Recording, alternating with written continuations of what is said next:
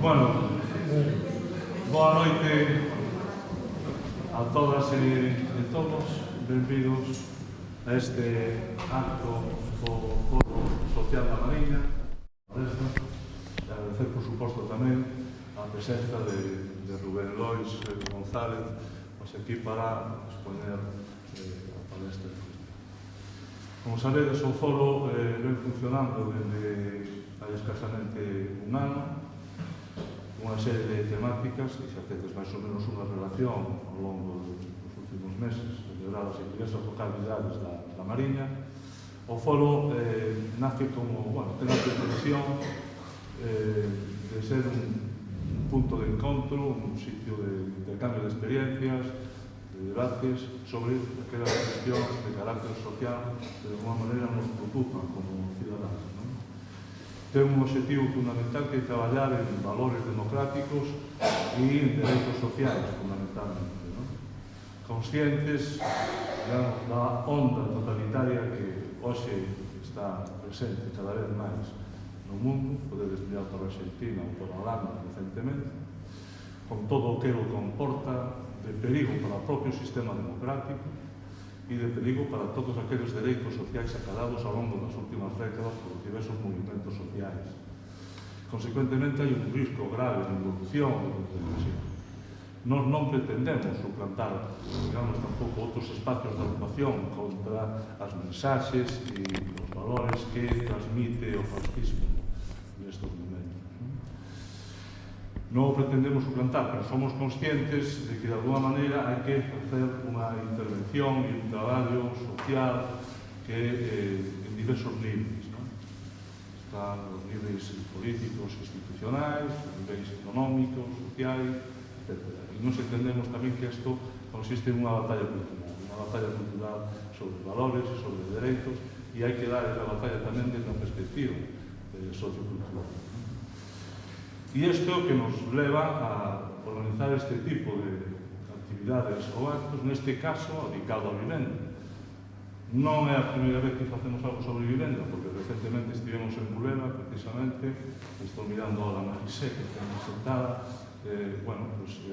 exponendo o documental de que ela é a autora, que é a vivenda como ben social, que fixemos en Burela recentemente, un coloquio posterior, como todos os actos que realizamos, sempre levan unha parte expositiva e despois unha parte de coloquio.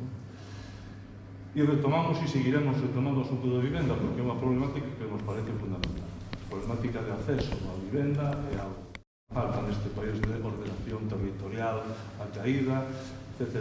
Hai, digamos, unha problemática que ven de lonxe e que nos coloca nunha posición realmente preocupante con respecto á deriva, aí o título un pouco do cartaz de hoxe, cara onde imos, da deriva que temos nese sentido en canto á cuestión da vivenda e do proceder inmobiliario. Por lo tanto, imos abordar esta palestra, esperemos despois ter un coloquio fructífero e paso a presentar ao ponente de hoxe, que é Rubén Camilo Lois González, que é catedrático da Universidade de Santiago de Compostela, catedrático de Xeografía, en concreto. É unha persona que foi, no seu momento, tamén decano da Facultade de Xeografía e Historia, foi membro tamén da Comisión de Arquitectura e Urbanismo do Consello da Cultura Galega.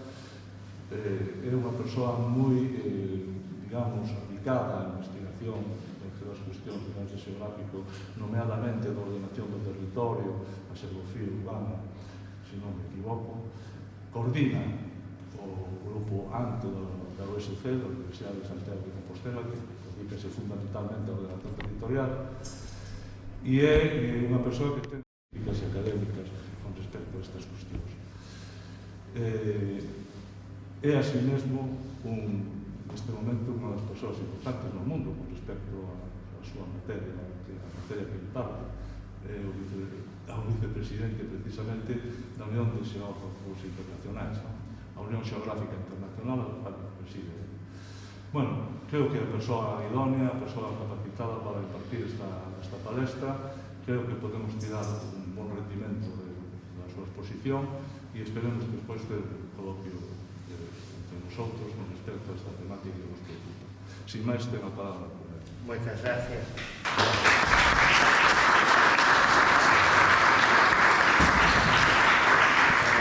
Moitas gracias pola presentación. Bueno, eu vou plantexar un pouco a nivel xeral o problema, a problemática da vivenda. Se viste deso o documental de Marisé que gravaron, pois máis ou menos vou redundar as mesmas ideas, non? Vou aportar algúns datos, pero sobre todo o que quería era formular unha serie de reflexións, porque vivimos nunha sociedade moi desenvolvida, tecnolóxicamente moi avanzada, opulenta, e pois complícanse moito. É dicir, temos moitas persoas que teñen serias dificultades para acadar unha alimenta digna, e temos tamén outra serie de persoas que poseen moitas vivendas e que as infrautilizan. Entonces, como sociedade non somos especialmente racionais no que é o uso da vivenda, porque no fondo hai unha idea, creo que básica, de que a vivenda é un lugar para vivir, un espacio básico para acadar benestar e para acadar calidade de vida, pero que predominou nos últimos séculos que a vivenda, o mercado da vivenda é basicamente un negocio. Entón, iso trastoca todo, e con todas as análisis que facemos, topamos con moitísimos problemas. Vou facer unha presentación que tamén é debedora en parte dunha compañera de María Xosé Piñeira, que leva traballando tamén moito sobre estes temas, algúns proxectos a nivel estatal, e simplemente, bueno, tamén quería agradecerle a colaboración nesta presentación. A vivenda é un problema crónico. Bueno, hai un libro de Engels, de Friedrich Engels, El solo, ¿no? Sin más, que é o problema da vivenda en Manchester, o problema da vivenda nas sociedades industriais. Parece que ese libro que escribiu no ano 1873, 150 anos despois, poderíamos facer a mesma caracterización agora. É dicir, hai un acceso moi desigual á vivenda, e a vivenda como sociedade desnúdanos, unha sociedade bastante desigual, que a pesar de ter uns enormes avances, non adoptamos resolver.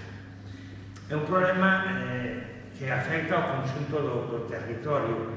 Para nós, sobre todo, o foco situarse na Galicia urbana ou na Galicia urbana e litoral. Claro, aquí estamos en Barreiros, que é un concello emblemático, non diría desde o punto de vista positivo, sino desde un punto de vista negativo, do que significou nun momento determinar unha sobreproducción de vivendas, creando unhas expectativas urbanísticas que logo non se cumpren, e logo unhas vivendas que normalmente están baleiras e que hai que xestionar.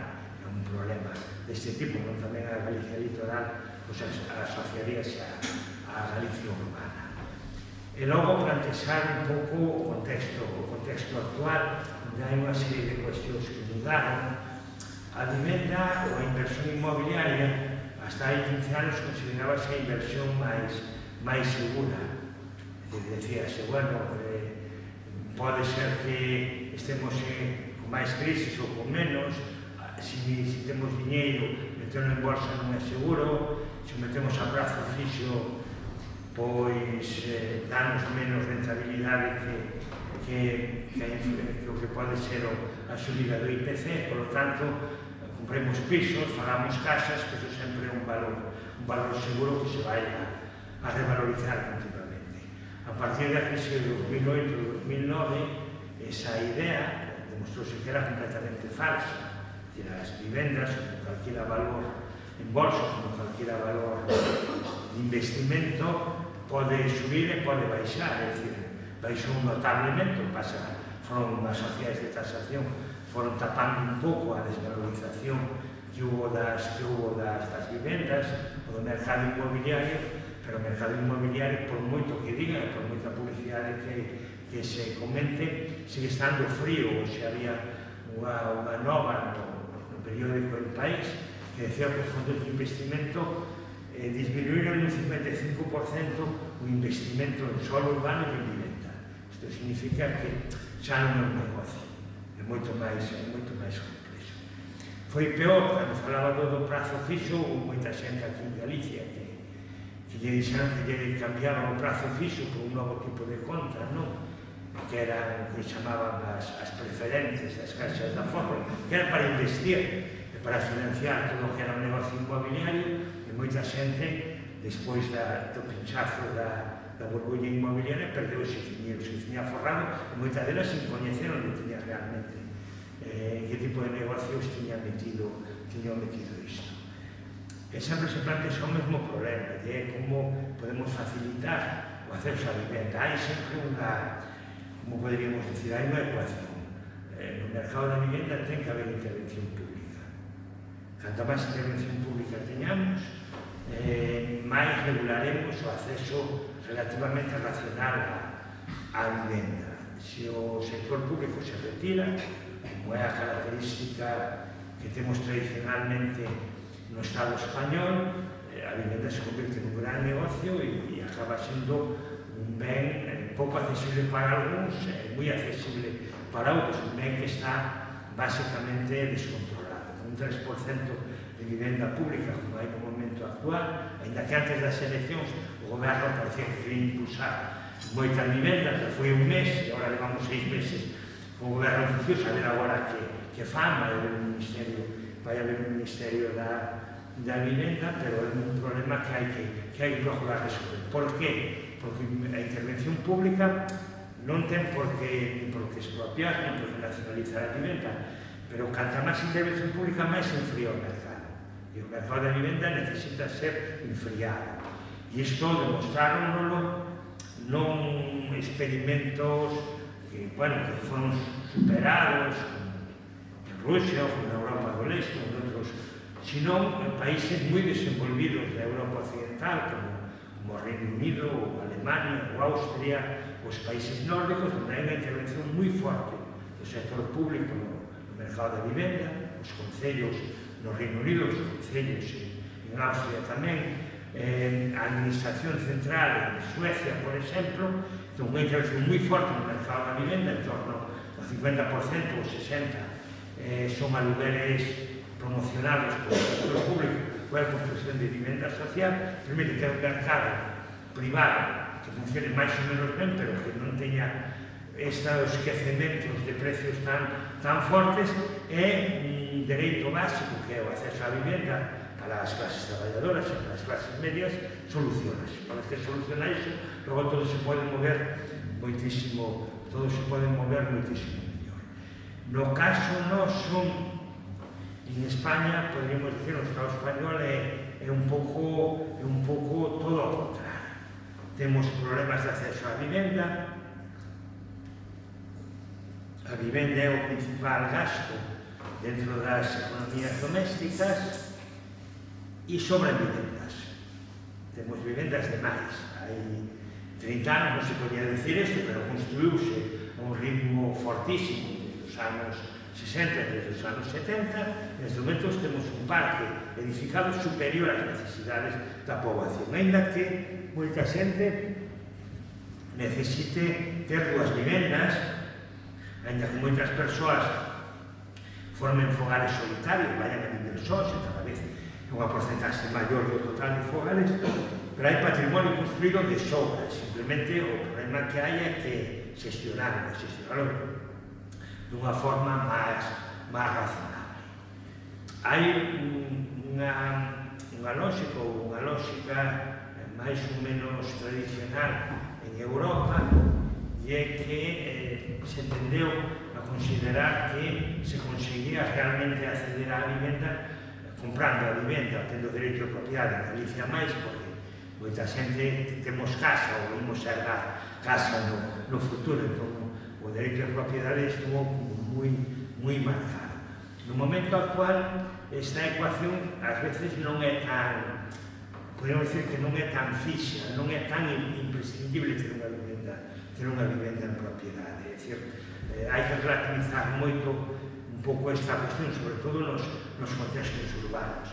Por que? Porque moitas vivendas teñen a duración de 2 ou 3 xeracións, tampouco é un investimento eterno, están metidas en bloques de edificios que se degradan, bloques de edificios que non cumplen unha serie de medidas que nos vai adaptando as ordenanzas ou as medidas ou as normas constructivas, é que cada certo tempo teñen que renovarse. Son modelos como o aluguer de vivendas, ou a propiedade compartida, ou sistemas de cesión de vivendas durante unha serie de anos, ou a ocupación durante unha serie de anos en función de contraprestacións, poden ser posibilidades de futuro. Non digo aquí en Barreiros ou en Galicia, porque se son excepcións, sino porque nas sociedades máis situadas máis ao norte, un pouco máis fronteiras, esas fórmulas son as que se van plantexando. Estes modelos xa non son tan aquí intentouse reforzar un pouco máis o mercado de aluguer. En España hai un 85% de vivendas en propiedade, en torno a un 15% de vivendas en alugueiro, había que subilas porque estamos na mitad da porcentaxe europea. O problema é que nas áreas urbanas, nas cidades, o alugueiro nos últimos anos medrou muitísimo o seu precio. Entón, tampouco é demasiado rentable. O se intervén, o día de vivenda, definindo zonas tensionadas, bloqueando o crecemento, poñendo topes ao crecemento dos alugueiros, ou seguimos tendo problemas. E logo hai un problema agora moi importante nas cidades da Península Ibérica, que son as vivendas turísticas, ou as vivendas de aluguer turístico que acaban descontrolando o mercado, porque expulsan os residentes tradicionais, a xente que alquilaba tradicionalmente os pisos, os apartamentos, e mete a persoas que durmen 2 noites, que durmen 3 noites, e que se van e xeneran problemas, incluso xeneran novos problemas de inseguridade. Xente que leva vivindo toda a vida da súa casa en un centro urbano máis ou menos atractivo, empeza a descubrir que todos os que viven no seu bloco, no seu edificio, é xente que vai cambiando cada semana, cada 2 ou 3 días, e que non ten veciños reais. Isto é un problema. Tamén os alugueiros turísticos, que pode ser moi útil para nós cando facemos turismo, cando queremos coller unha casa ou un apartamento por Airbnb, que é máis cómodo e a veces moito máis barato, pero ten que tamén ter unha serie de límites, porque está vaciando moitos centros urbanos. Eu traballo en Santiago de Compostela. Santiago de Compostela ten un problema serísimo de vivendas turísticas que ainda non resolveu e que vai ter que resolver con a maior urxencia, que xa empezaron a vivir ninguén no casco histórico, mas que turistas que durmen unha serie de noites, xa non hai estudantes vivindo no centro histórico de Santiago, e hai un problema moi serio de sector da vivenda, como hai en Lisboa, como hai en Porto, como hai en Barcelona ou en Palma de Mallorca, porque prácticamente non queda ningún habitante original. Igual este é a Galicia norte de Portugal urbano, é simplemente formularlo así. Todo o século XX o que significou foi unha continua urbanización. Non nos damos ainda a idea da artificialización do solo e do crecemento do parque edificado que tivemos. Galicia rematou o século XX e comezou o século XXI incrementando o seu parque de vivendas un 10% cada década. Iso é moitísimo. A población de Galicia, desde o ano 1970, non aumentou. Somos 2.700.000 habitantes, seguimos sendo, parece que agora somos 2.000 ou 3.000 máis, pero iso non se nota. En cambio, temos sobre un 30 ou un 35% máis de vivendas que había no ano 1970, onde sí podríamos falar de que había certa carencia de vivenda. Foi lógica a reacción de moitas persoas que aforraron, que compraron a súa vivenda, que logo quixeron comprar unha vivenda secundaria, que compraron un apartamento para que estuveran os fillos, porque durante moito tempo na nosa sociedade hubo realmente escasez obxectiva, sobre todo nas áreas urbanas e nas áreas costeiras de vivenda, e se fixo un esforzo. Pero iso é a historia dunha xeración. A xeración dos seus fillos moi probablemente xa ten vivendas para herdar.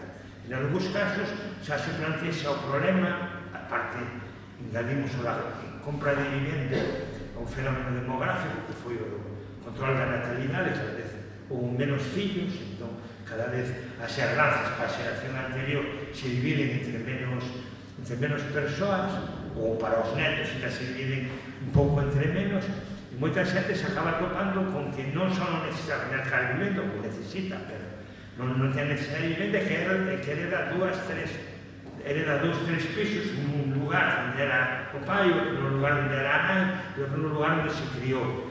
E ter 2 ou 3 vivendas, si se alugan ou si se traballa un pouco, si se quere vivir en parte do sector inmobiliario, pode ser interesante, pero para a maioría da poboación, ter as vivendas existentes e pagar máis impostos e pagar moitos máis gastos simplemente por telas abertas e por ter conectada a luz, a agua e todo iso, e supón un gasto, é dicir, un problema de modelo de sistema. É dicir, pasamos dunha escasez dun ben fundamental como sociedade a unha abundancia, por moitas voltas que digamos. O que pasa é que o que temos que facer é aprender a xestionar, e realmente, o non haber ainda unha auténtica política de vivenda nin a escala estatal, nin a escala galega, e os concellos moitas veces fan o que poden, pero teñen poucas competencias e poucos recursos, pois estamos un pouco perdidos. Logo, hai unha segunda variable neste proceso. A segunda variable é que o sector da construción e o sector das obras públicas no conxunto español é un sector que está sobredesenvolvido, que ten macrocefalia, que ten unha cabeza demasiado grande. Isto, a xente que estudiou isto, di que en principio é un problema que surgiu coa guerra civil, porque facían falta moitas empresas constructoras e obra pública para fazer a reconstrucción do país, isto explícano máis ou menos así, pero hubo moitos negocios de inxeniería, moitos negocios de construcción que foron medrando, e hai un dato que creo que é moi significativo, e é que cando estoupou a burbulla inmobiliaria no ano 2008, o sector da construcción supoñía 8% da riqueza española, 8% do PIB. Cando en Europa só supoñía o 4%. Digamos, un sector da construcción e da obra pública que era o doble que nun calquera outro país do noso entorno. Isto que significa? O sector da construcción, os promotores, o sector das obras públicas, compórtase como calquera empresa, que esté a producir, por tanto, construir máis vivendas e facer máis obras, é dicir, invertir e facer cada vez máis formigón. O normal, e foi o que aconteceu no primeiro decenio do século XXI, é que necesitase máis solo urbanizable para construir, para que seguira aumentando o negocio, para que seguira mantendo o negocio. Entón, en todo o sector da construcción, en todo o sector da vivenda, en a Mariña de Lugo, sodes conscientes de que pasou iso, se moveu nun modelo económico que podemos decir de estrés. Moita presión dos promotores, os concellos non lles importaba ampliar todo o que fose o solo urbanizable, se creaban expectativas un pouco extremadamente exageradas, pero mentre non se dixera ao contrario, non pasaba nada, e logo normalmente os primeiros anos o mercado respondía. A xente mercaba un apartamento con vistas ao mar, ou mercaba cerca da costa, por qué? Porque os créditos estaban baratos, porque os do banco se tiñan moito dinheiro nunha conta corrente chamada para que invertidas, a inversión en ladrillo sempre parecía rentable e intocable neses anos, e foise creando todo o que foi a burbulla inmobiliaria. Construíse descontroladamente, foi funcionando hasta que ese sistema pinchou no 2008-2009, caeu todo o sistema de caixas de aforro, que eran as que estaban máis metidas nese negocio inmobiliario, e desde entón o que temos é o que aparece neste gráfico, que é, calculamos cantas vivendas que existen ou que están disponibles no mercado non se venden, sobra vivenda. Isto é o primeiro dato, se producimos vivenda además e sobra vivenda. Agora, bueno, moitas destas grandes empresas constructoras ou pequenas o que fixeron foi internacionalizarse, algunhas foron cambiando cara a rehabilitación, cara a adaptación enerxética, e foron replanteándose, pero o modelo do mercado de vivenda, as vivendas é un ben de consumo duro que é bastante difícil intentar desfacerse dele.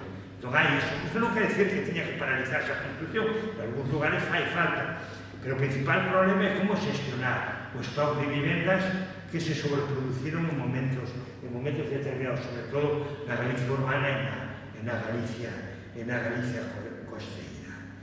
En cambio, sobran vivendas, pero hai unha parte da poboación que non ten un acceso doado á vivenda ou que vive en condicións de vulnerabilidade residencial. É dicir, somos sociedades desenvolvidas, sociedades cultas, e a resolución do problema da vivenda é o peor posible. É dicir, sobran as vivendas, non serán vendidas, temos vivendas en stock, e ao mesmo tempo temos xente que non ten condicións de habitabilidade suficientes.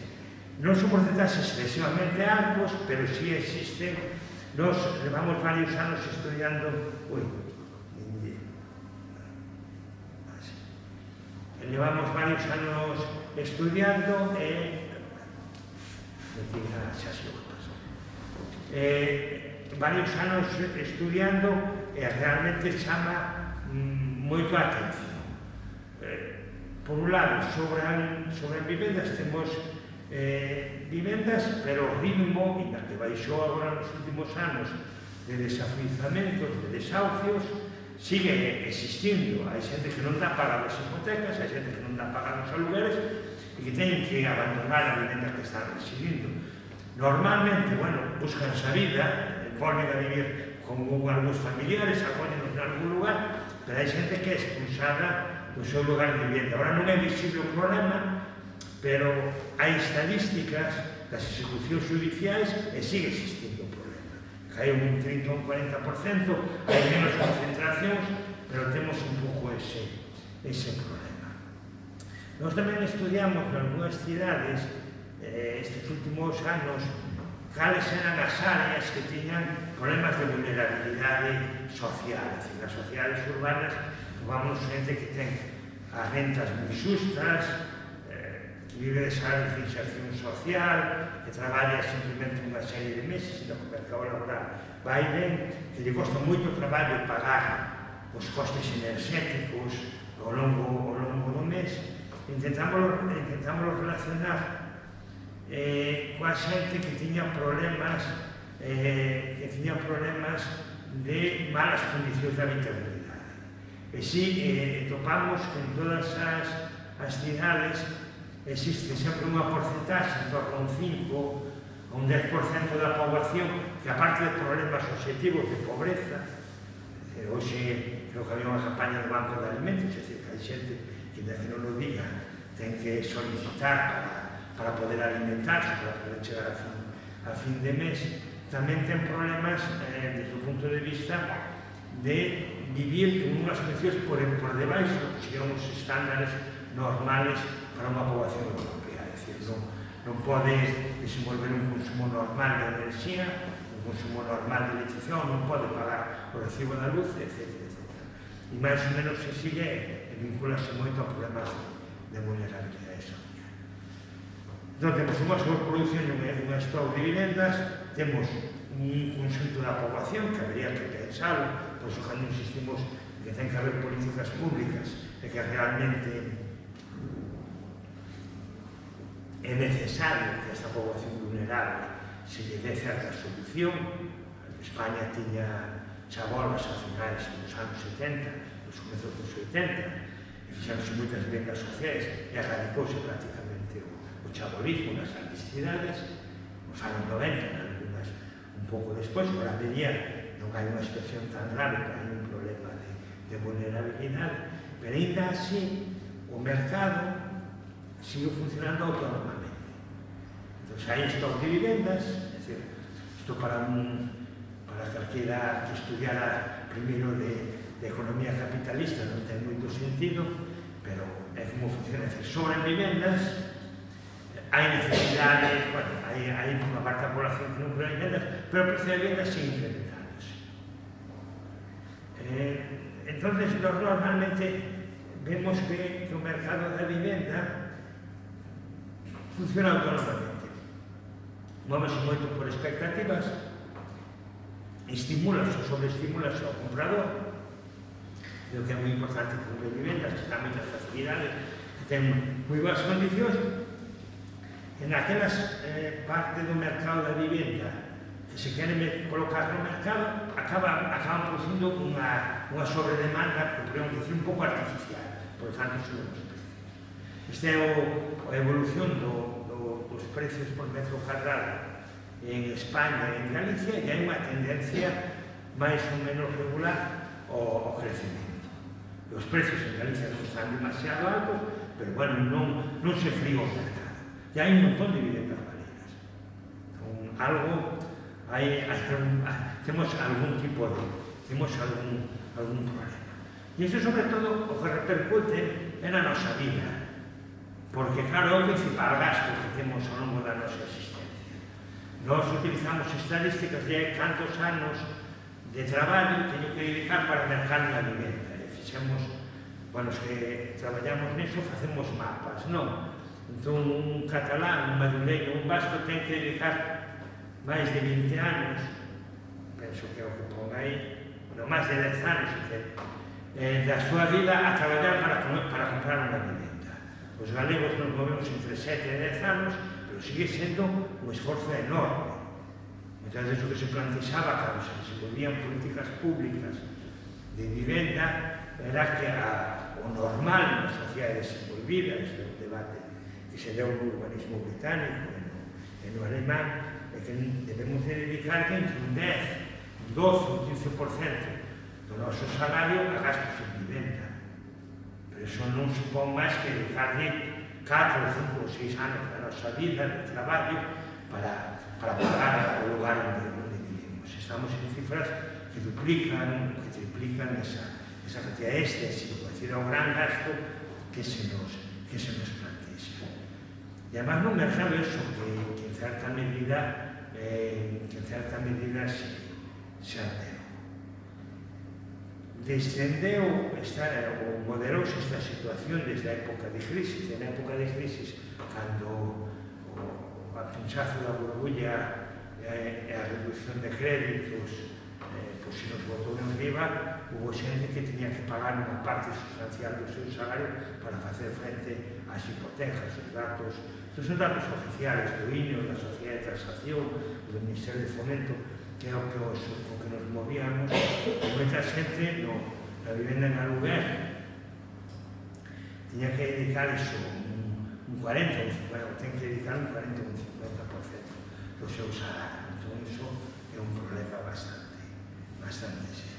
Bueno, agora sabese todo, ademais, para facer políticas de vivenda non debería haber moito problema, porque sí que hai datos desagregados por seccións, censais e por Mazán, en Coruña ou en Vigo, que son esas dúas cidades que vedes aí, sabemos como vai o que costa a vivenda, non?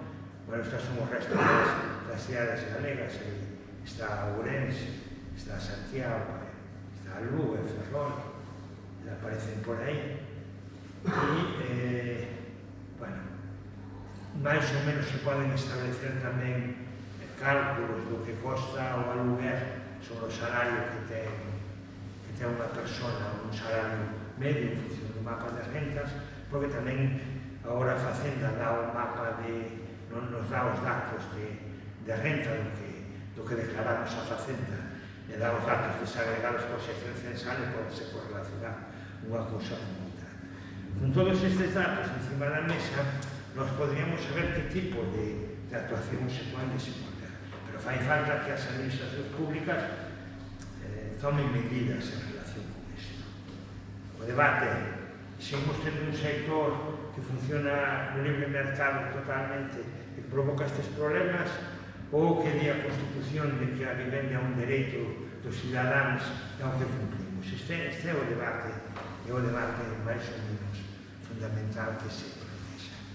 Na lei de vivenda intentouse definir realmente onde entre a renta media e o precio da vivenda estamos no que se chaman zonas tensionadas, é dicir, que hai unha presión moi forte sobre os que queren comprar e sobre os que alugan e teñen dificultades. E se fixo desde o Ministerio de Fomento un mapa de vivenda de zonas tensionadas. a Xunta creo que até onte ou antonte non quería recoñecer as zonas tensionadas e non quería desenvolver a lei de vivenda para marcar un tope de aluguer. Parece ser que desde antonte modificou a súa posición e parece que recoñece que en Santiago e en Coruña hai unha serie de zonas tensionadas e que ten que intervir o mercado. E realmente sí que nestas áreas ten que haber unha intervención no mercado, porque senón en algúns momentos os prezos descontrolanse. E ese descontrol realmente o que fai é o que está acontecendo nestes momentos no noso país veciño, en Portugal. En Portugal o salario mínimo de un portugués non chega para vivir nunha serie de barrios clásicos ou do centro de Lisboa e de Porto. Son xente que viviu toda a vida ali, ten que emigrar a cidades dormitorio porque non dá coberto as vivendas, porque o seu salario mínimo en Portugal é un 20, un 30% máis baixo que o español, non cubre os gastos que tiña a vivenda de toda a súa vida. Entón estamos diante de unha situación que podemos considerar dramática. Nas cidades, en Galicia non hai ese problema, é dicir, temos un mercado máis ou menos acelerado, pero non tan grave. No caso de Madrid, é moi difícil poder acceder a moitísimos distritos centrais por o precio de venda. No caso de Barcelona acontece exactamente o mesmo. En algunhas cidades vascas, como San Sebastián, acontece o mesmo, ou en Palma. Entón, hai unha serie de sectores onde realmente se hai un problema moi serio de acceso. E temos outros fenómenos máis que se van producindo. Un deles é o da xentrificación, ou como se chama, a elitización da vivenda. Se hai algunhas personas ou hai grupos sociais que sí poden acceder ao mercado da vivenda. Que a Mancio Ortega e a súa familia non ten problema para ter na Praza da Azcárraga unha casa, dúas casas ou tres, ningún problema. E os altos directivos de Inditex en Coruña non teñen problema para acceder na vivenda onde queren, no lugar.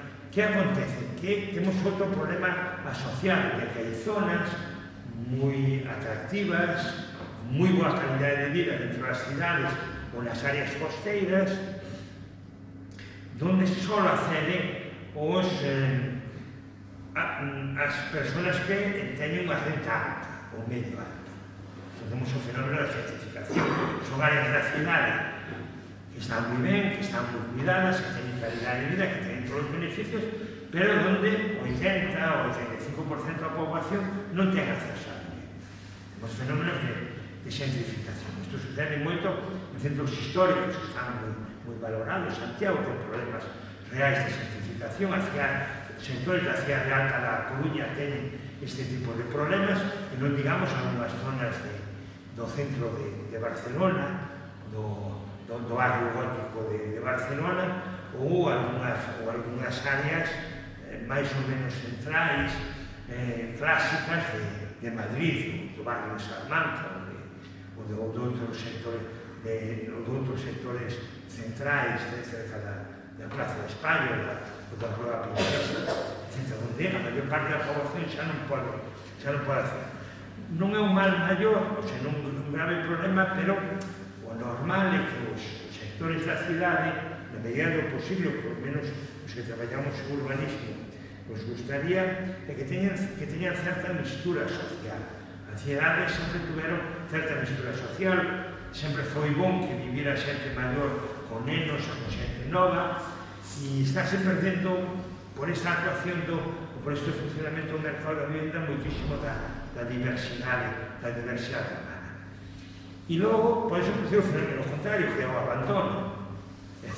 Algunhas áreas se revalorizan moito e outras se deterioran moito. Este é o barrio pesqueiro da cidade de Valencia, que é o Cabañal, con unha pelea urbanística brutal, porque o goberno do PP, o goberno de Rita Barberá, tentou abrir unha gran avenida que conectase a cidade de Valencia co porto e tiraba a mitad do barrio. Entón o barrio foi abandonando progresivamente e foi se deteriorando. Cando no 2015 cambiou o goberno local e logo cando hubo un cambio no goberno e tamén o goberno autonómico, paralizou o proxecto de abrir esa gran vía, a Avenida Blasco Ibáñez no Cabañal, e gañou o movimento veciñal. Cal é o problema? Que este barrio que estaba deteriorado, que é un barrio de pescadores, con vivendas, se non son unifamiliares, e baixo un piso, baixo máis dous, ao lado do mar, ao lado do Mediterráneo, deixou de ser unha área degradada, é dicir, unha área marginal, a ser unha área absolutamente revalorizada polo mercado inmobiliario. Esta é a visión que a maior parte do Cabañal ten agora. Os veciños gañaron moito, revalorizaron as súas rentas, pero agora o Cabañal ten o fenómeno contrario. Xente con moito dinheiro se está metendo no barrio.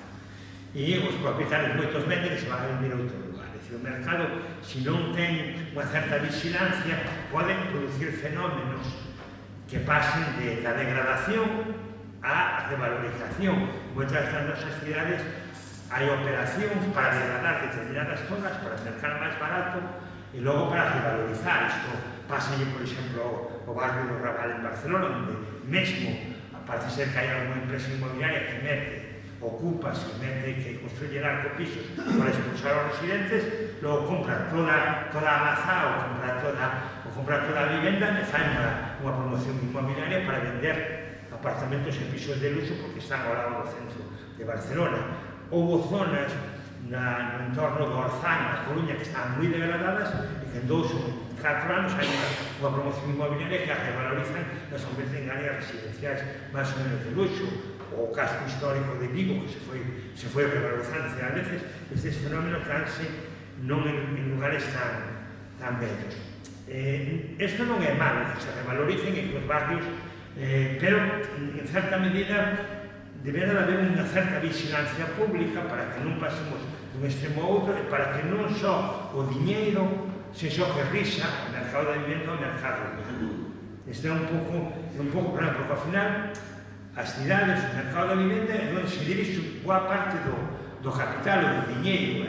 Parece ser, iso din os economistas, que sobra diñeiro no mundo, é dicir, que se produciu diñeiro demais, que hai un proceso de financiarización, e como sobra diñeiro, os grandes fondos de inversión, os grandes bancos, intentan meter o diñeiro por todos os lados, e sobre todo méteno en solo urbano e méteno no mercado de vivenda tradicionalmente. E isto é o novo problema que temos, que son as vivendas de alugueiro turístico. Xa podemos facer algúns mapas, parece que Barreiros, e Ribadeo, e Foz, ainda van tendo bastantes, non? Mediveiro, que descontrola todo. Se non está mal que haxa vivendas de alugueiro turístico, pero, desde o punto de vista desde as ordenanzas municipais, hai que limitar os usos. Ten que haber un límite, ten que haber unha porcentaxe de vivendas turísticas sobre o total de vivendas, sobre o total de residentes, e hai áreas que teñen unha sobrecarga de vivendas turísticas bastante notable. E logo un sector un pouco non especialmente regulado, e que ten outro risco, ya que pode seguir medrando de carros. E ao final, simplemente hai que ver 4 cidades dentro da Península Ibérica e das Baleares. En Porto, en Lisboa, en Barcelona e en Palma de Mallorca temos zonas inteiras da cidade baleiras polas vivendas de alugueiro turístico. Entón temos que ver se iso é o tipo de núcleos que queremos ou se queremos que siga vivindo xente e que haxa turistas e que haxa xente de alugueiro turístico, pero simplemente unhas reglas, que sexa unha de cada, que haxa unha ou dúas en cada bloque, pero non máis, que non se podan utilizar os baixos como venda de alugueiro turístico, que teñan que estar perfectamente declaradas e con unha actividade máis ou menos regular, sen informar as comunidades de veciños, unhas mínimas normas, porque no caso de Galicia observamos que progresivamente se van incrementando e se plantexan unha serie de problemas. Entón, hai que replantexar un pouco o que é intervir no mercado da vivenda. Eu insisto moito no tema público porque non é casual. Se hai maior intervención, é dicir, non quere dicir que se cuestione a economía de mercado aí, pero hai que limitar un pouco que a vivenda sexa unha economía de casino, é dicir, absolutamente especulativo, con plusvalías de todo tipo. E ten que haber intervención pública. A día de hoxe, a intervención pública en vivenda pode ser de moi diferentes formas. Ora, hai recetas para todo. Entonces non ten por que ser a mesma solución nos distintos lugares en función dos problemas que se plantexen. O tema, antes, a intervención de vivenda pública era moi clásica, é dicir, o goberno do Estado ou algunha comunidade autónoma ofertaba vivendas.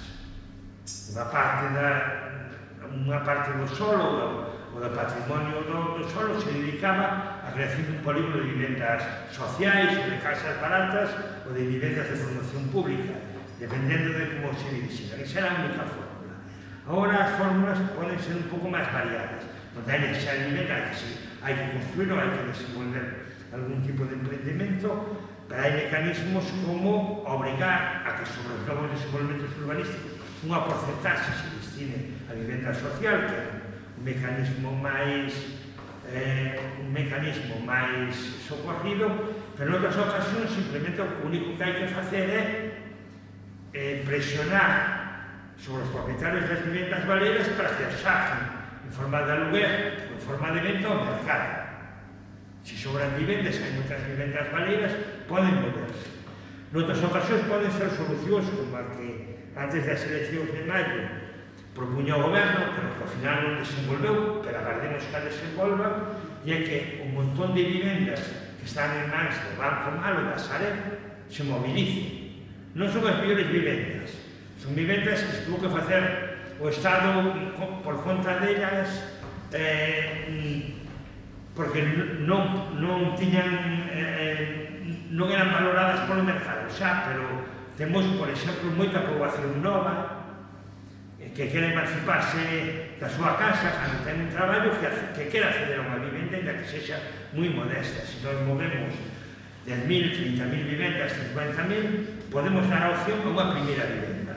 Estará unha serie de anos, pero se movilizamos ese mercado, podemos conseguir que vayan constituindo esa vivenda. O que xente que está compartindo vivenda pode, en certa medida, vivir o seu aire. É dicir, sempre un pouco redundando no que sería a calidade, sempre o que sería redundando na calidade de vida. Entón, as fórmulas poden ser máis ou menos variadas. Nos partimos sempre dunha idea. Agora hai posibilidade de ter os datos. Podemos saber cantas vivendas baleiras hai, cantas persoas objetivamente necesitan vivenda ou necesitan mellorar as súas condicións de habitabilidade. Por lo tanto, podemos intervir dentro do mercado, podemos tomar decisións.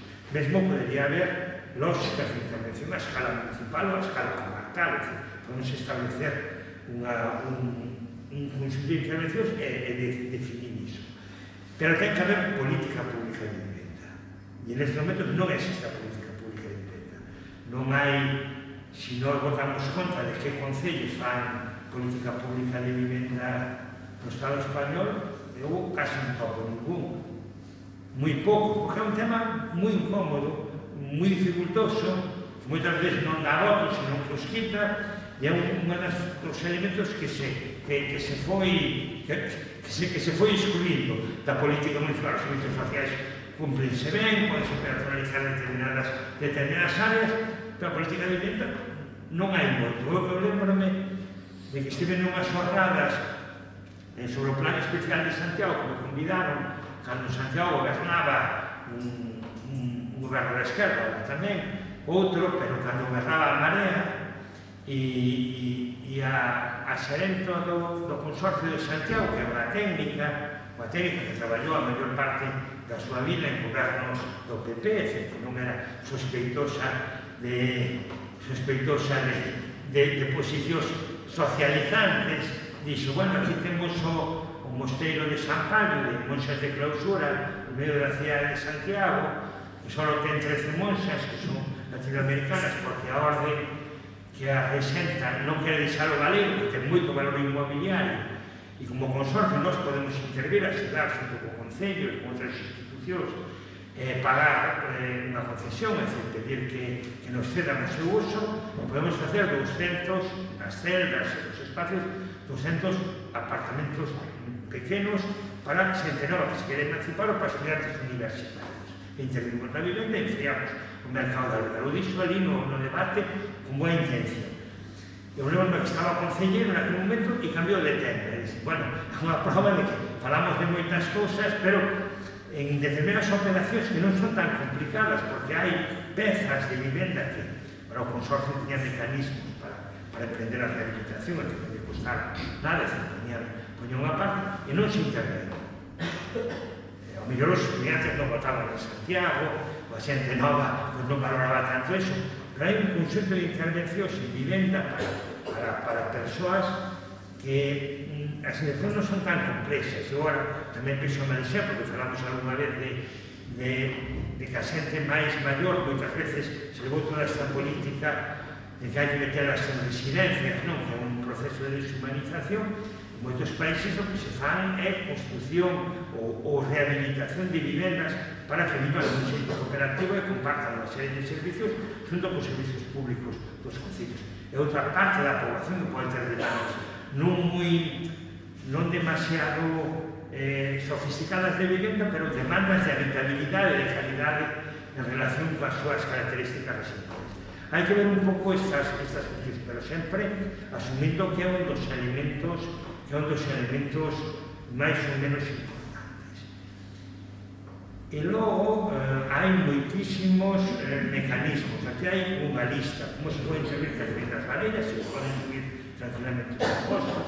E non sabemos cales son as vivendas baleiras. Hai un centro de vivendas, se pedimos ás compañías eléctricas, sabemos aquelas casas que non consumen luz, é dicir, en 15 días sabemos perfectamente como é o uso dunhas vivendas ou de outras. Non, podense facer cesións en usufruto, podese vencer ou obrigar aos propietarios a que fagan esas cesións, podese dicir que a cambio de unha serie de obras ou de melloras se pode ceder o uso de parte da vivenda.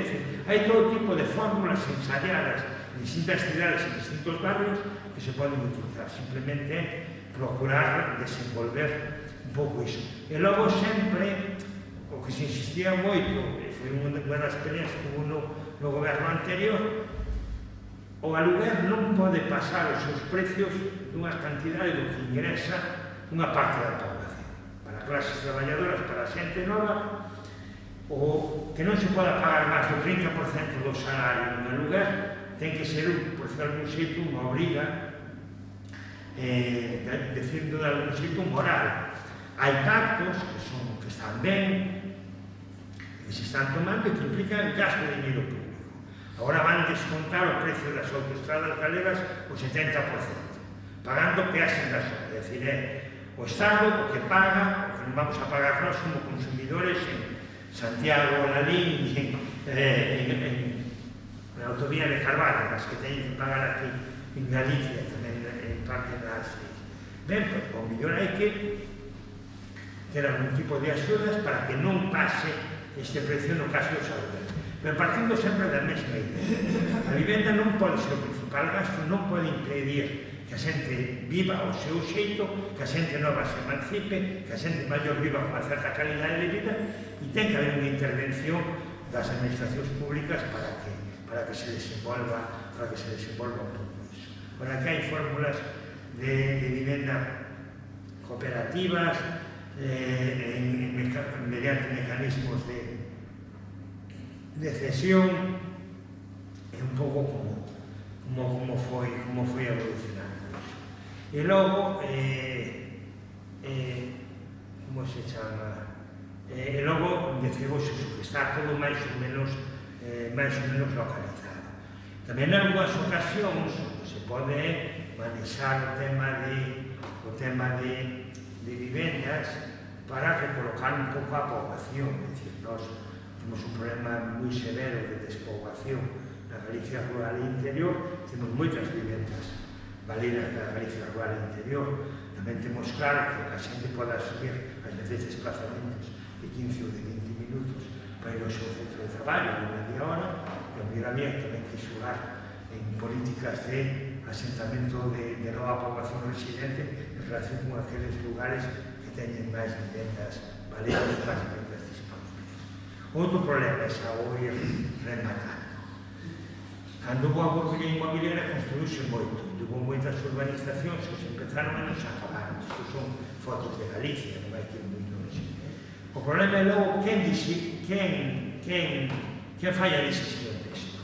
Non hai políticas públicas de vivenda, pero o alcalde de Miño que doulle toda esa urbanización que fixo Fadesa e ten que pagar todo, ten que demoler a urbanización, ou ten que facer frente ao que é a xestión dunhas ruínas urbanas, e hai un problema serio, ten que executar a demolición de determinadas vivendas, é un problema continuo, é dicir, non só o que se construiu demais, o problema da vivenda é que non este ben xestionado, sino que aquelas urbanizacións que quedaron incompletas agora pasan factura ás administracións.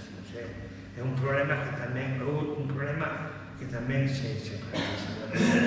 Simplemente exemplos de vivendas abandonadas en o rural hai, e que seguirá habendo, haberá moitos núcleos que desaparecerán, pero xa hai un stock de vivendas que dunha forma ou outra se poderían máis ou menos modificar.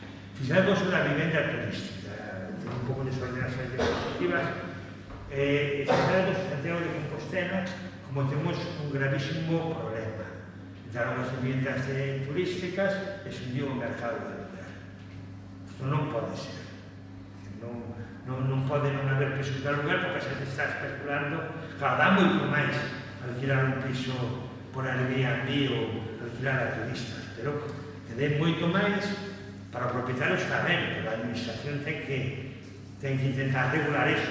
Non podemos estar tendo esos turistas.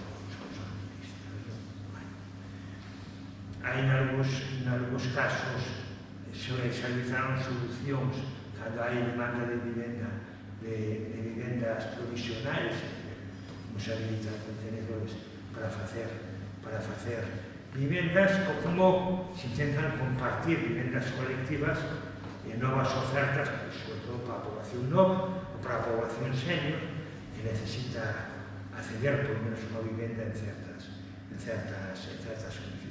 Son exemplos de cooperativas que hai por aí, por medio, por Barcelona, que sirven un pouco de modelo. Xa por ir rematando, sempre falo un pouco de máis. Hai que recuperar a idea originaria, a idea constitucional, que a vivenda é un dereito das persoas. Pero nós temos que ter en conta que ese dereito hai que garantizar. Por lo tanto, as administracións públicas teñen que tomar cartas no asunto. No Estado español temos unha das historias máis negativas de intervención do sector público na vivenda. Só na posguerra, os ministerios falanxistas fixeron vivenda social, o Ministerio de Traballo, un 20% do parque novo que se facía, que son os primeiros anos da democracia, de finais dos 70, começos dos 80, se construiu bastante vivenda pública. O resto do tempo, todo o mercado urbano e todo o mercado da vivenda funcionou como lle gustaría, non sei, a Milton Friedman, é dicir, un mercado absolutamente desregulado. O resultado, claro, que nos sobran vivendas e que hai carencia de vivendas para sectores da población. É dicir, é o peor que podía suceder. Unha poboación que sigue pensando que a vivenda, ante todo, é unha parte sustancial da poboación que sigue pensando que a vivenda é un negocio máis que un espacio onde vivir. Seguimos ainda pensando que a vivenda é un investimento. E iso tamén é normal, porque hai xente que traballou toda a súa vida e que simplemente coas rentas dunha vivenda ou dúas que mercaron nun bon momento obtiveron máis ganancias que todo o traballo da súa vida. Isto descontrola moitas percepcións das persoas. Eu, claro, invierto en vivenda porque traballei toda a miña vida e valeu menos do que se me revalorizou, que iso é moi difícil. Pero iso, ao final, no medio prazo, é como unha economía de casino, é dicir, o que traballas, gánalo ti, e máis ou menos administras, e o outro pode subir, pero do mesmo xeito no mercado pode baixar. Hai un problema severo e un problema moderado de vivenda que as administracións públicas deben ter. O severo é que ten que haber unha intervención directa para que a xente que ten vulnerabilidade residencial deixe de ter. E, en segundo lugar, hai colectivos de poboación que non tendo graves problemas que querrían ter o acceso á vivenda máis razonable. Sobre todo xente nova que se quere emancipar ou xente que quere vivir en unidades habitacionais en fogares máis pequenos e con mellores condicións. E aí ten que haber intervención pública para facilitar iso. E logo, o O dereito á propiedade pode ser respeitar, pero o dereito á propiedade non é indefinido. Entón, as administracións públicas tamén teñen que tomar medidas para que non se apalanque vivenda, sobre todo para que non se apalanque vivenda en sectores urbanos con necesidades residenciales, para que unha persona non teña 10 pisos, non nos quera sacar no mercado, tratando de valorización, basta que non lle paguen unhas determinadas. Ten que haber intervención. Non quer decir que se vaya contra a propiedade nin co propietario, pero a vivenda é un ben social, entón ten que cumplir en función disso. E logo fan falta políticas de vivenda. Primeiro ten que tomar a decisión o goberno do Estado. Pode ser que nesta fase empezar a desenvolver algo. Teñen moitos mecanismos as comunidades autónomas, hai moito dinheiro europeo, sobre todo para a rehabilitación, para a intervención en áreas urbanas degradadas, pero unha vez que se interven, sí se pode ofertar vivendas, por exemplo, en centros históricos que están bastante valegos para revitalizarlos. Logo tamén é moi importante que desde os concellos que teñen abandonado a maioría a política de vivenda fan algún tipo de intervención en vivenda, porque sí que dá resultados que poden fixar determinados tipos de poboación. Bueno, era un pouco, non sei se un pouco desordenado, o que vos quería contar hoxe. Nada máis, moitas gracias pola atención que estou haciendo.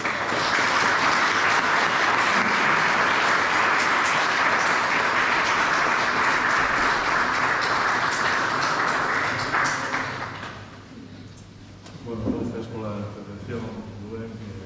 Espero que todo vos agrado e, como sempre, abrimos un turno de palabras para aquelas persoas que irades intervir sobre o tema que hoxe nos ocupa, pola vivenda.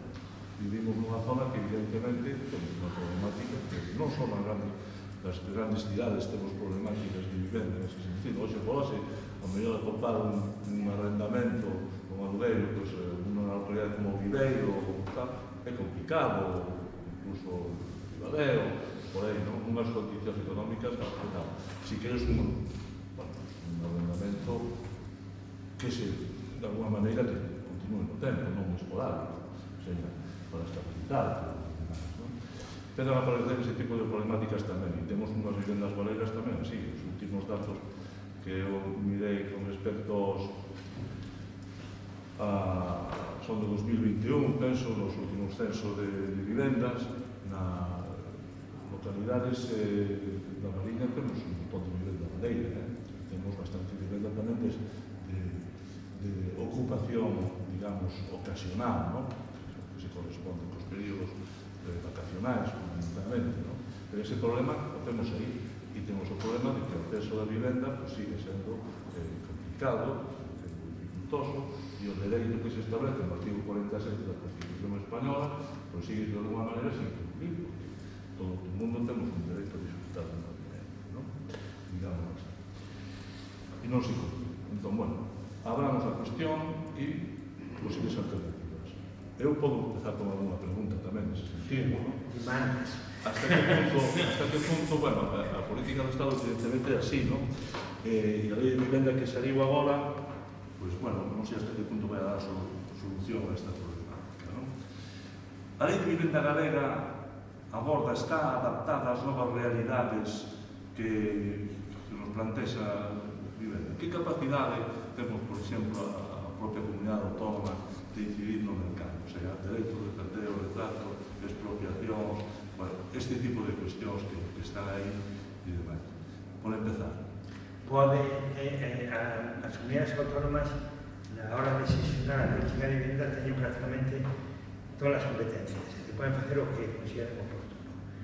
De feito, cando estuvo o goberno bipartito, hubo intervencións sobre vivenda desde o INBUS que rehabilitaron sectores inteiros de vivenda, obrigaban a que se reservara moita vivenda social e non había ningún tipo de problemas para que se intervise, había mecanismos financieros. Non pode facer. O problema que hai é máis político, máis ideolóxico. Un goberno como a da Xunta, do PP, normalmente está sempre máis aliado cos promotores ou ca xente que está...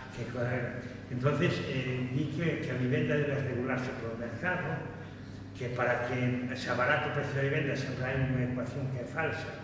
Hai que ter máis solo urbanizable, o cal non é certo, cada vez hai máis solo urbanizable e a vivenda segue medrando de precio e que non se pode tocar o dereito de propiedade, entón non se exercen as competencias.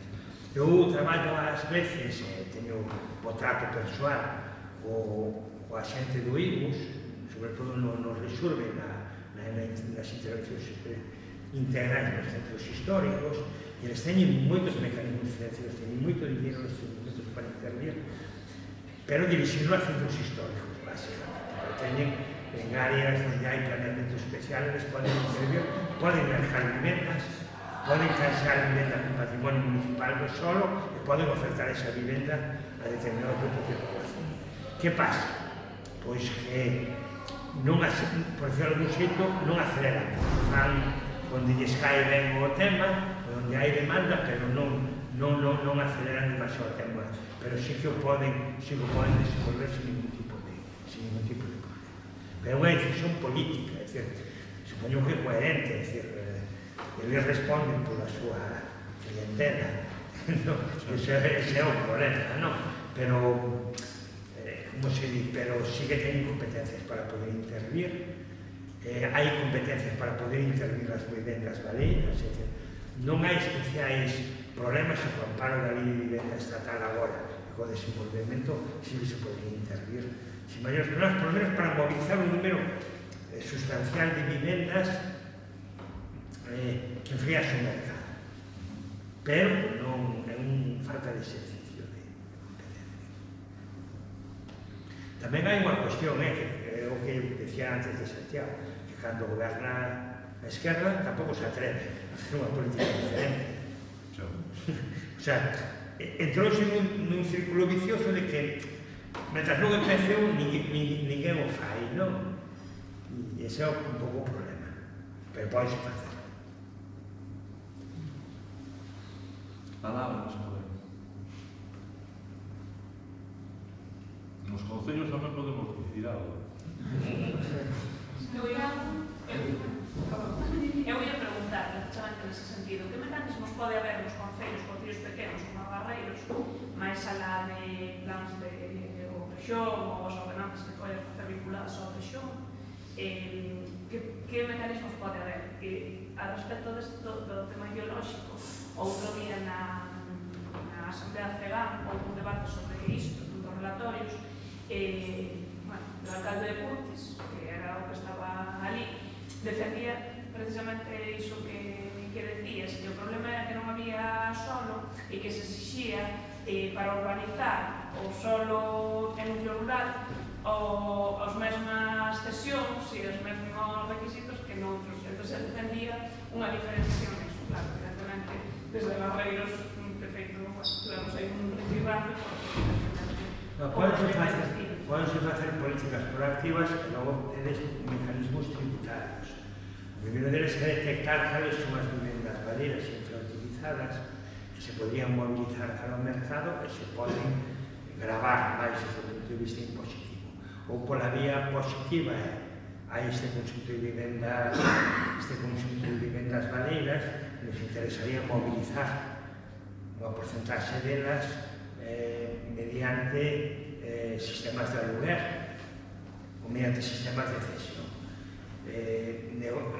Pódese desenvolver e pódese negociar ese tipo de fórmulas porque hai mecanismos de axuda ou dos bancos de crédito oficial ou de líneas de axuda específicas ou o propio Instituto Galego da Vivenda ou solo, si se poden mobilizar vivendas. E logo hai un mecanismo impositivo. Non sei canto solo municipal ten Barreiros, non? O cantas vivendas tamén pode xogar co seu propio patrimonio para intervir dentro do mercado, non o sei.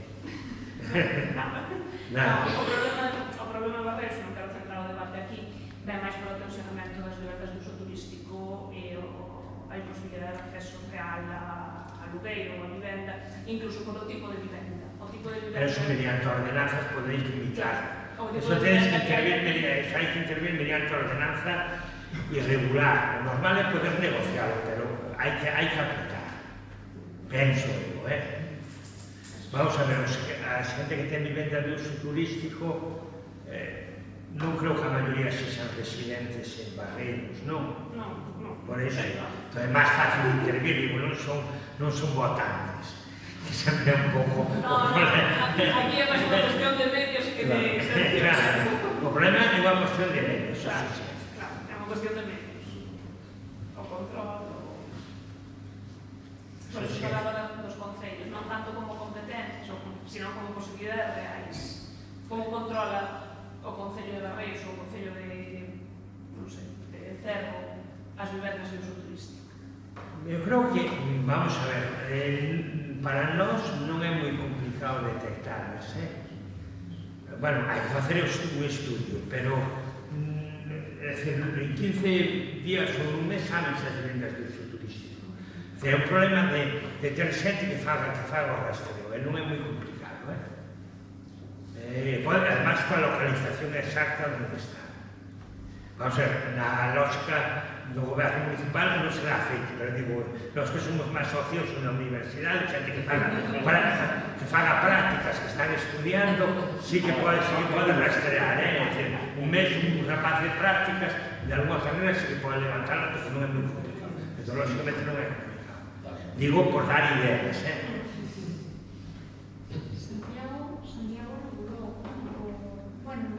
Está regulando en Italia. Coruña creo que regulou antes. É unha das cousas que teño pendentes de falar con a xente que está en Santiago agora, de que teñen que endurecer a regulación.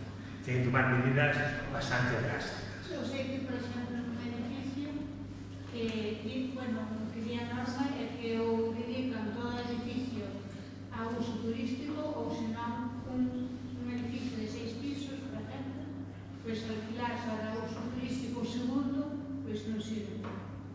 Sí, se poden poñer límites. Normalmente se pon o límite de que o número de vivendas turísticas non sobrepase un porcentaxe total de vivendas dun edificio. E que haxa partes do edificio que nunca podan ser vivendas turísticas. Un primeiro piso, unha planta baixa, se considera que non poden ser vivendas turísticas. Pero mediante ordenanzas se pode regular totalmente. En Barcelona hai unha regulación con respecto. Se pode dicir que a partir das que están agora regularizadas, que non son todas, non se concede ninguna licencia máis de vivendas de uso turístico e que teñen que tributar máis.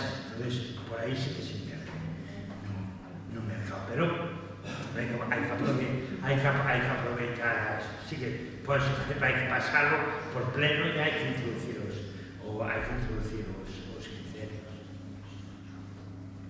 Mira, falaste antes de que había cartos de Europa para favorecer este tipo. A nivel municipal poden optar eses cartos europeos? Aquí depende moito a xestión da comunidade autónoma, pero a comunidade autónoma normalmente non é demasiado dura no tema de políticas de vivenda porque non executa o gasto, non dá gastado. Entón, eu creo que hai mecanismos mediante os cales que se pode pedir dinheiro ao IVOS ou á Consellería e non poñería moitas pegas se hai un proxecto viable porque o problema que teñen agora é que executaron tan pouco en vivenda ou en melloras de vivendas que continuamente están preguntando ao Parlamento Galego e sacando un pouco os cores. Entón, creo que está esperando alguna proposta. É dicir, que non están mal os tempos. Ás veces tamén como se chama, a intervención non é tanto que intervenir no mercado da vivenda, e tamén dá dinheiro para a mellora na eficiencia enerxética das vivendas, a renovación das vivendas. Hai mecanismos un pouco indirectos, non para intervenir, pero sí que hai. Discutí nas semanas pasadas opinións de sectores relacionados con a construcción dunha vivenda, pero tamén opinións políticas de xente que traballa no sector público, que si Galicia, Asturias, Cantabria como refugio climático, que seguramente vamos a ter que seguir, según digo os expertos que estudian o cambio climático, vamos a seguir tendo bravos do que tuvemos, e que nos próximos 15 ou 20 graus, que o menos caluroso vai ser este. Entonces, pode dar lugar a unha especulación, volvemos a entrar outra vez a decir, aproveitar en plan de especulación ou a idea de vir á zona norte, que se pasa mellor grau que no centro e no sur.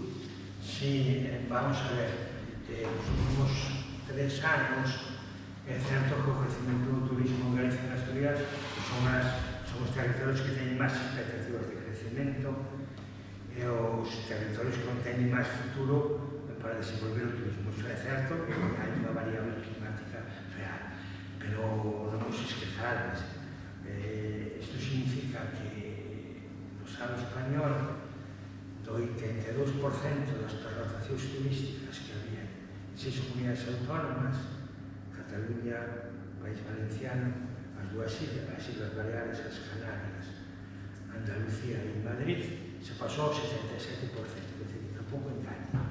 É dicir, hai moitos máis turistas aquí, pero ainda non chegamos nin a cuarta parte, todas as 11 comunidades restantes do total de pernoctacións turísticas. É dicir, Benidorm pode deixar de medrar como destino turístico, e aquí podemos crecer o 10%, pero ainda así haberá máis pernoctacións en Benidorm, moitísimas máis que en toda a provincia de Lugo e que en Asturias. É dicir, ainda hai un desequilibrio moi forte, e vai haber unha recolocación. Segundo, o turismo non é mercado inmobiliario, me parece. Eu agora, hoxe, pola Organización Mundial do Turismo, son un turista, porque vou dormir fora do meu domicilio e vou consumir un aloxamento. Entón, entro nas estadísticas. Non, pero a maior parte dos turistas está 3, 5 días, 15 días no seu destino e cada vez fragmentan máis as vacacións. Eso non implica que vayan a mercar. E, de feito, medrou moito o turismo porque enfriou o mercado inmobiliario. A raíz da crise da burbulla inmobiliaria do ano 2008-2009, hai unha parte da poboación, sobre todo os máis novos, que lles preocupa moito menos mercar na vivenda. Non queren aforrar tanto. Prefieren comprar billetes en Ryanair ou noutra compañía e marcharse 3 ou 4 veces ao ano para ter experiencias turísticas. Pero todas moi fragmentarias, nunca hai grandes períodos vacacionais. Hai unha parte do mercado que si podría dirixirse para a Galicia e para Asturias, que é un mercado senior, xente que se retira, que quere vivir tranquilo, pero dá para o que dá. É dicir, non son grandes masas, é dicir, é un mercado moi interesante, é un mercado que pode mercar vivendas, e se hai unha boa promoción, se vai sentir atraído. Por exemplo, na Ribeira Sacra está funcionando relativamente o asentamento de estranxeiros, relativamente, é dicir, é así, pero tampouco sabemos moitas tendencias, é dicir, se temos moito mercado senior, onde vai mercar? En Barreiros, que hai un tipo de vivenda baleira, ou en Mondoñedo, que hai outro tipo de vivenda baleira, digo, por dos modelos moi contrastados, non? E iso vai depender moito de como se faga a vivenda baleira en todos os sitios, non? Entón, onde vai? Onde se vai dirixir? E non se sabe, entón, vai haber un certo incremento, pero iso non vai cambiar o mercado da vivenda, é o que quería decir. E despois, que parece ese proxecto da Xunta para transformar en vivendas locales, comerciales, establecementos en baixos de cidades ou núcleos urbanos, dedicado a vivienda? Esas locales van a reunir as condicións para ter unha vivienda digna? En principio non, vamos a ver. Iso é o proxecto de vivienda da Xunta? Eu creo que non é afortunado. Os baixos son para ter comercios. Os comercios son bons, tan bons como as vivendas, e hai que mantelos. Flexibilizar un pouco a normativa de usos, eu nos centros históricos estou un pouco a favor. É dicir, aí, cando traballo co IBUS, estou un pouco a favor, porque hai moitos centros históricos que están valeiros continuamente. Se alguén quer abrir un negocio, ou se alguén quer irse a vivir, hai que flexibilizar. É dicir, que non nos podemos poñer moi estrictos. É dicir, Santiago é moi estricto na normativa urbanística do centro histórico, moi estricto, porque ten un apóstol e ten decenas de miles de turistas, pero non hai apóstol en todos os sitios. Por exemplo, se vemos a política urbana de recuperación do centro histórico de Bello, Madrid, que tamén trataron ben, xa foron moito máis flexibles para que o centro tirara para diante. Eu aí, a Xunta defende unha certa flexibilidade que non temos por compoñernos de entrada. É dicir, eu vi as normativas que ningún que plantexaron, non tinha problema, pero a ver hasta onde. A ver hasta onde. É dicir, en sitios, volvo a Mondoñedo, non? Porque é un casco histórico moi bonito, pero que está moi baleiro. O mellor en Mondoñedo, que hai moito abandono, se podería permitir, pero hai que ver os casos, e hai que ver os proxectos concretos. Con carácter xeral, non. En algúns casos podería valorarse. A ver, Mondoñedo... Perdón por las alusións, pero... Só de eso... Xa sei que foi indirecta. Estuve no sábado pasado ali, entonces non se levanto. A ver, Mondoñedo, os concellos da Mariña é o que máis vivenda baleira ten. Non son un caso histórico, tamén falando do rural, evidentemente, se xuntan esos dos factores como primordial, non? É un 53 e pico % da vivenda, según os datos de 2021, se estaría así. Vale, é un gasto deteriorado, pero problema. En Mondoñedo, aparte, perda de poboación, avellentamento de poboación e pouco atractivo do punto de vista, bueno, que ten un posto fixo, unha certa estabilidade, do punto de vista laboral. As políticas de rehabilitación que se desenvolveron dentro do ano 98 foron importantes, efectivamente, pero non foron grandes políticas, o sea, pequenas rehabilitacións, o sea, retellados, adecuación de baños, a mellor algún tipo de adecuación interior tal, carpintería, ese tipo de cuestións. A nova normativa, na que aludías, do Plan Estatal de Vivenda, por exemplo, 2022-2025, plantexa medidas que van destinadas fundamentalmente ao que é a eficiencia enerxética e destinadas fundamentalmente ao que son edificios ou comunidades de propietarios e ese tipo de cuestións. Non tanto ao particular que ten unha vivenda, quere facer pequenas obras de rehabilitación. Aí desaparece esa línea. Xa desapareceu no goberno de Rajoy, no seu día, bueno, efectivamente, quizás como resposta a crisis inmobiliaria e demais, buscaron esa salida por outro lado, non? Bueno, entón, Mondoñedo, bueno, pues, non sei, a capacidade que ten de incidencia é moi escasa, realmente. Un concello pode ir pola vía, hai moito inmoble abandonado, incluso empeza a haber signos de deterioro e de abandono en inmobles que, bueno, de alguma maneira, aí sí que había que incidir. Hasta que punto un concello, bueno, pode ir pola vía da expropiación. O Plan Rexume, en Mondoñedo comprou 14 casas. Hai 3 ou 4 anos. A maioría están en fase de proxectos, ainda non saliron a licitación. Esta é outra das cuestións. E polas tendencias de poboación e demais e socioeconómicas, bueno, a permanencia e a utilización dos inmobles para uso residencial ou para uso ferroviario son as que son. Isto é así, isto un pouco... Pero pode ser un mercado de 14 casas. 14 casas dan máis se xestionen e se ocupa. Sí, como se xestiona. E hai xente digamos, na distancia de espera, ademais, que, por certo, a Xunta de Galicia non ten leva máis dunha década prácticamente sin facer vivenda de promoción pública. Isto é así, non? Pero, bueno, esa casuística será tamén de outros concellos que teñen máis dinamismo. Quizás en Ribadeo non tanto, pero o Viveiro sí que ten unha problemática en certo modo similar. ¿No? Sí, pero hai mecanismos. Despois empezar a entrar en vivendas, intervir en vivendas, como exemplo sobre o que facemos. Na medida, non sei se por exemplo, o feito de gravar impostos e figuras impositivas como a do IBI, como un recado determinado e tal, o feito de poder expropiar un momento determinado ou chegar a ese tipo de... Eu digo, xa está capacitado para estar expropiando inmobles e poñeros a dispor de tal, non hai capacidade financiera para eso. Perdón.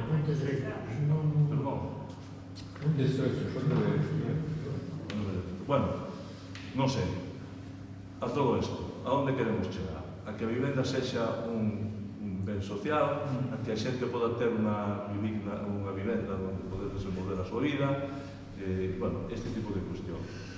É necesario políticas de intervencionismo das administracións públicas no mercado, evidentemente, penso que sí, non? Non sei vosotros que pensades. Pero bueno, decide algo.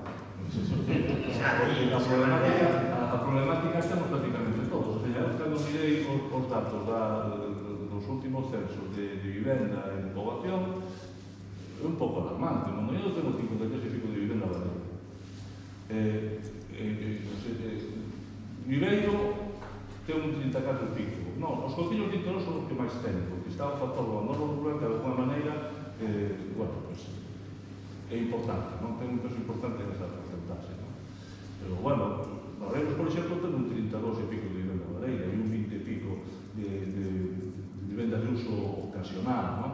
Ese tipo de... A Mariña ten esa problemática neste momento. Está aí, e sin embargo, temos a problemática de que unha persona que venha a traballar, por exemplo, con perspectivas de estabilidade e tal, ten verdadeiros problemas para lugar. Non por xa por precios, sino porque agora todo o mundo quere que a vivenda turística e en 3 meses facer caixa para todo o ano. Esta é a cuestión, non? Esta é a problemática. As solucións, evidentemente, pasan, desde o punto de vista, por un intervencionismo público, efectivamente, pero coordinado das administracións. Non ten a capacidade un concello para decidir, como pode ter un Estado ou unha comunidade autónoma, por outro lado ten a competencia, non? Nese sentido, non ten recursos económicos. O sea, moitas veces o concello non ten recursos económicos para dar satisfactoriamente os servicios básicos.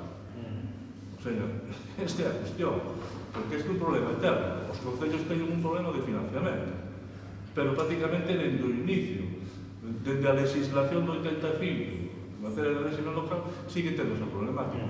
E, bueno, como? Porque se non me explayo demasiado, non sei. Eu quería seguir por onde ibas tú agora apuntando, pero sobre todo a nivel municipal.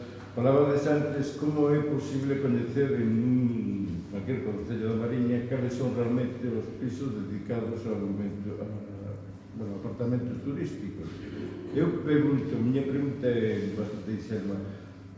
A esencia tributaria ten que ser coñecedor teóricamente desa historia, non?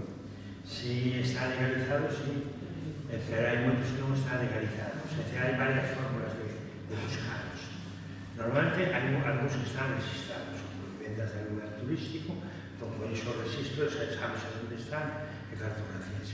Os que non están registrados hai que entrar en internet, como se fora un cliente que consigue sobre Airbnb, hai mecanismos para baixar todos os que salen ofertados. E eso sí, porque xa investigacións se levantan en todos. Isto non tan distinto, hai apartamentos turísticos, destes que teñen chave. Claro, ese xa está. Un negocio, que ese, o sea, é como un hotel, pero despois están as vivendas de uso turístico, que aí é onde hai un registro da Xunta. Hai un registro, e hai moitas que non están registradas, as que non están, entras en internet, entras como cliente e levantas as horas. Un problema de horas, de ponerte a buscar esa. Pois se quere, se pode. Totalmente.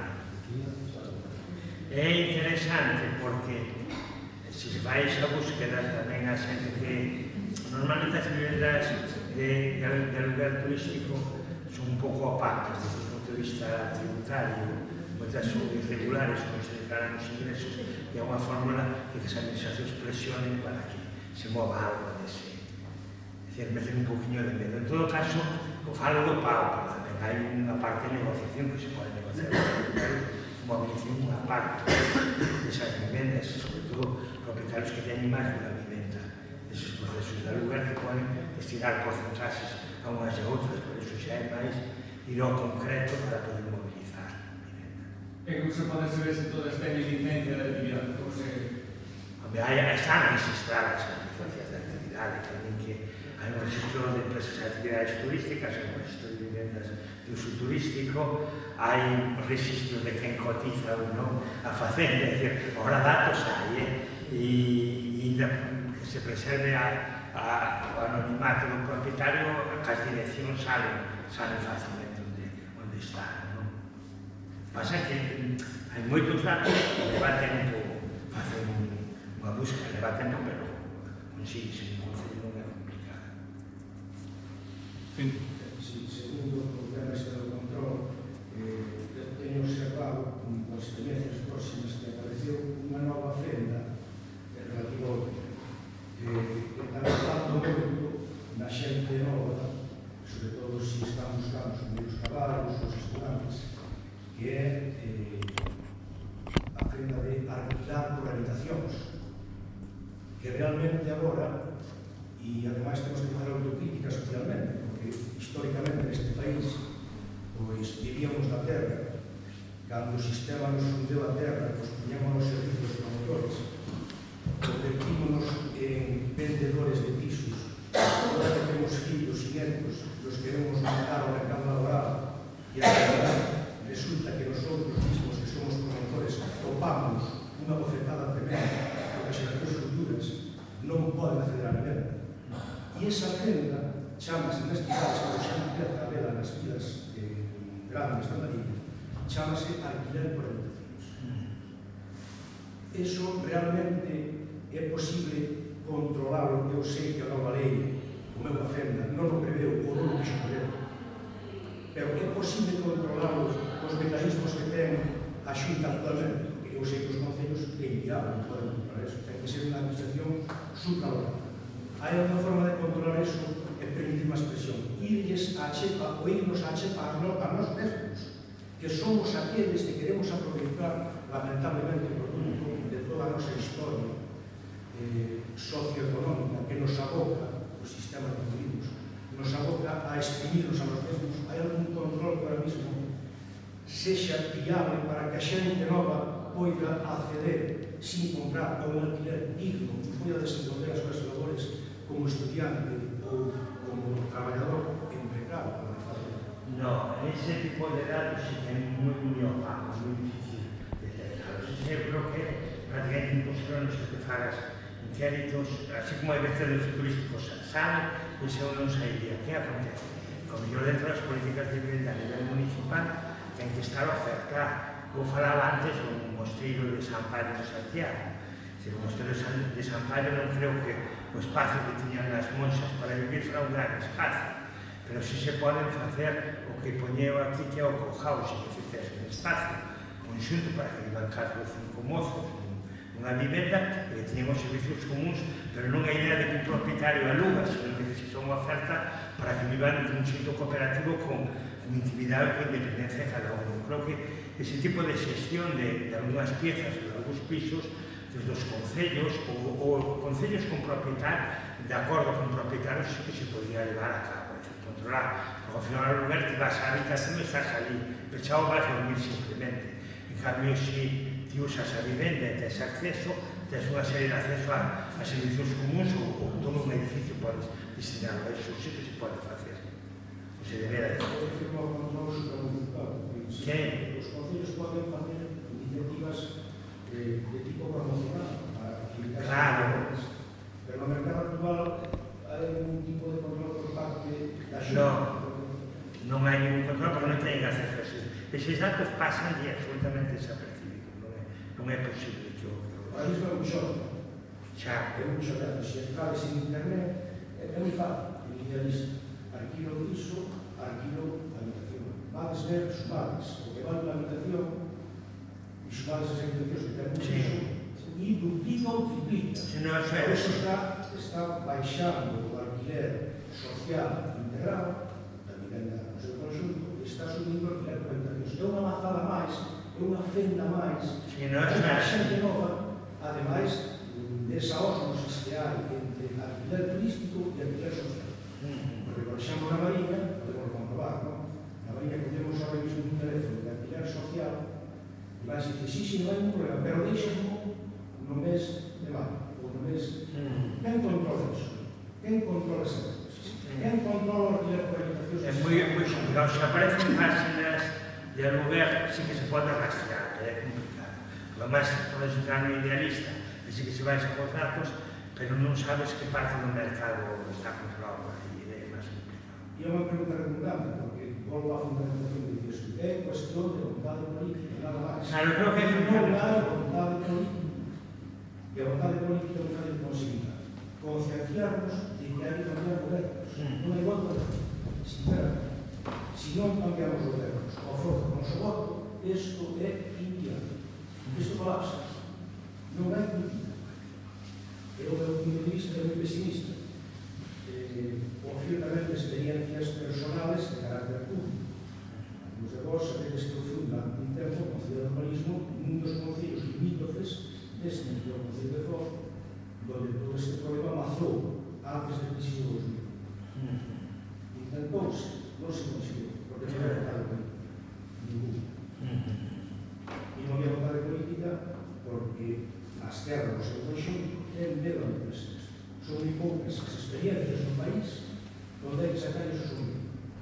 Mentre a esquerda, que a nivel municipal e cando a nivel autonómico pisa o poder, non o fai, ten que ir máis alá, ten que intentar, ten que dar todo de sí. Pode costar vos, ten que tirar, ou se hai que tirar a piscina, pero ten que tirar a forma de dar pasos de xigante para non retroceder. Porque se dá pequenos pasos, una vez que cada vez outra vez, pois os pasos son de novo para atrás. Sí, e logo ten que mentalizarse un pouco. Eu non coñezo a nivel de concellos máis pequenos, parece máis complicado, pero poñía un exemplo en Europa moi claro. Este ano hai eleccións o mesmo día en Lisboa e en Berlín, municipais, unha casualidade histórica. En Lisboa, o levaba bastante a esquerda, o Partido Socialista e o Partido Comunista en coalición, desde o ano 74, moi breves intermedios. Pero como toda Lisboa, todo o centro se centrificou, é dicir, hubo as visas ouro, declarabas a nacionalidade portuguesa se invertían máis de €500 000 en inversións inmobiliarias, é dicir, se realizaba unha casa entera en Lisboa, entraron pisos turísticos, porque o turismo foi utilizado en Portugal para levantar a intervención europea, etc., etc. En Lisboa un proceso de expulsión de miles e miles de residentes tradicionais. O resultado foi que, con toda esa revalorización inmobiliaria, por primeira vez perdeu a esquerda, que foi a que deixou gestionar iso, e agora teñe un alcalde de dereita, o PSD. En Berlín, en cambio, que tamén era outro concello, un concello de esquerdas, gobernaron os socialdemócratas, gobernaron os comunistas, ten moita forza aos verdes, por nunha norma que aprobou a cidade-estado onde deixan entrar as grandes promotores inmobiliarios. Hai unha limitación no acceso á propiedade da vivenda. De entrada, parte da Europa capitalista, pero limitou ese acceso, porque considera que a vivenda é un ben social. Ten un montón de cooperativas, moitas deles de xente nova que ocupou vivendas en Berlín Occidental nos anos 70, pero que protexen os sistemas de copropiedade, e consideran que o dereito á vivenda é fundamental. E mantiveron bloqueado o mercado inmobiliario nunha capital como a alemana, que era moi complicado bloqueado.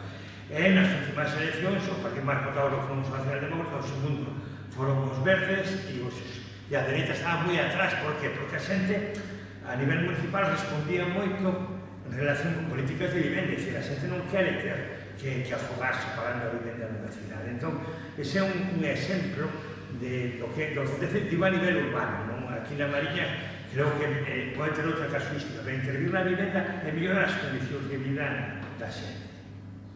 Entón, iso é fundamental. Aquí a casuística é que é un terceiro factor que condiciona moito a implicación política, que son os propietarios dos solos. Xa.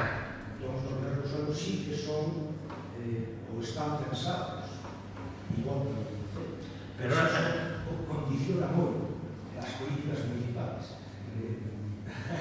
Pero ahora tampouco se construye. Entón é difícil, non é fácil.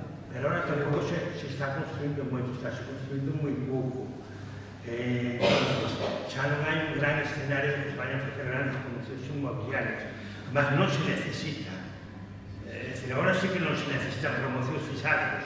Vigo ten suspendido o plan xeral, o cal non poden construir vivendas.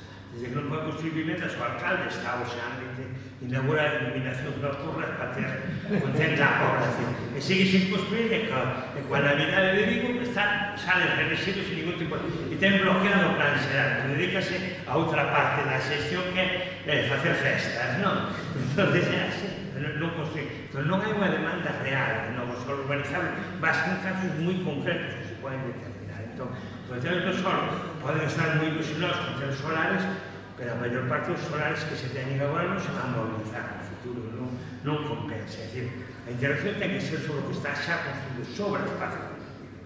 E mellorar, claro, dar moitas voltas ás casas, se eficiencia energética, rehabilitación e todas esas cosas, e aí sí que se mete moito, se pode meter moito investimento, pero xa non fai falta. A ver, alguna palabra máis para ver, alguna pregunta?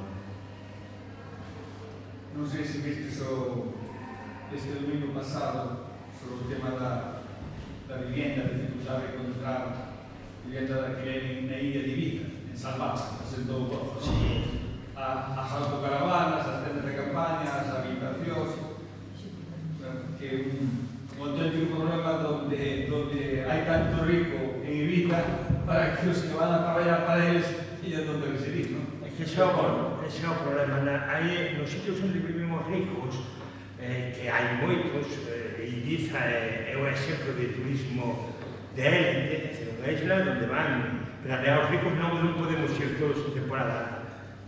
Pero para que venían os ricos, ou para que vivan os ricos, os que viven no centro de Londres ou de París, son ricos polo que costa a vivenda, ten que haber clase trabajadora ou pobres traballando para eles. E isto, do punto de vista residencial, é moi complicado. É dicir, quen pon os cafés? Quen fai a limpieza? E claro, onde viven os que fan a limpieza, os camareiros, os que... Onde viven? Isto é un problemón, porque isto non está contemplado. O mesmo en Ibiza hai un problema con servicios públicos. Os médicos que van a lograr non teñen onde vivir. Tiveron que empezar a construir centros de saúde con habitacións aos médicos, porque non daban pagado a aluguer. Entón, iso é un problema bastante serio. Creo que aquí non hai esa situación, pero hai unha situación realmente moi seria.